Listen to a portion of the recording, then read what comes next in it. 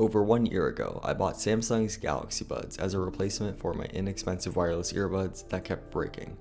Thankfully, these have had a lot better durability and I've been able to use these extensively for the last 16 months. So in this video, I'll be going over all my thoughts on the Galaxy Buds in this long-term review to let you know if these were a good purchase. There are timestamps linked below, so please feel free to skip around to any different part of the video. When I started using these, my biggest concerns were these two things. Number 1, the earbuds not fitting well and falling out, and number 2, losing them. The buds come with 3 sizes of ear tips and wingtips in the box, so finding the right fit shouldn't be a problem. Even when purposely shaking my head, the earbuds never fell out and have worked well on my runs. When it comes to losing these, that actually hasn't been a problem. I always made a habit of keeping the earbuds in the case when not in use. If you happen to lose one earbud, there is a sound you can play through the Galaxy Wear app that plays a loud noise so you can find them. Moving on to the rest of the design and durability. These have withstood countless drops on concrete and pavement, as you see here.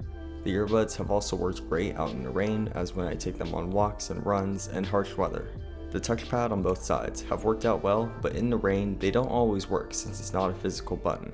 The case was always protected with this deep brand skin, and I highly recommend it as it'll prevent the case from looking worn over time and also add some extra grip. One thing I have noticed with the case is that it also attracts a lot of dirt and dust around the magnets inside where it's held shut. As you can easily see, the dirt is pushed into the case and is hard to keep clean. For the overall durability, the Galaxy Buds held up great despite what I put them through, so I'd say that these have worked out very well. The touchpads have also worked out well for the most part, but can refuse to work randomly at times. On to the next category for sound quality. Compared to regular AirPods, these offer a lot more passive noise isolation and allow you to focus on your music rather than everything else around you. The sound quality is pretty nice for these earbuds, and it has a good amount of bass while not overpowering everything else. They're adequate for working out and watching some content, but they aren't anything too special. You can also adjust the sound profiles using the available Galaxy Wearable app, but I found that the dynamic setting worked out the best. Oh, and the microphones? The microphones are bad. The Bluetooth and connection also affects sound quality, so here's what I think of it. It can be both good most of the time, or it can not want to work at all. Let me explain. When both earbuds are being used and your phone is somewhere without any obstructions, the connection is totally fine. However, if you have your phone in your pocket like you would when going on a walk, the connections can sometimes get disconnected every few seconds and make a Bluetooth connected sound. This can be infuriating when this happens over and over, but when it works, I don't have any issues with delay, which can be a big issue with wireless earbuds. One thing to note, however, is that when using one earbud in and the other in its case, the connection can drop easier for some reason, so I try to keep both earbuds turned on and out of the case. I've honestly never fully drained the earbuds while using them, but I have drained the case battery a few times. I found that even after a year, the battery life is easily serviceable for 3 to 4 hours, but most of the time that I use these earbuds, I don't go that long.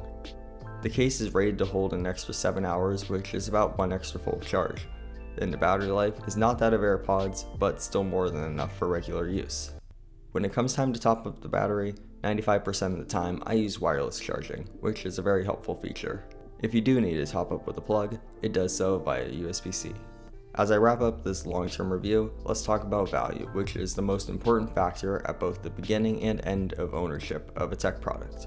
The main question is, how much value can you receive out of a product for the least amount of money? When these were bought, I spent $100 as a part of a Black Friday sale.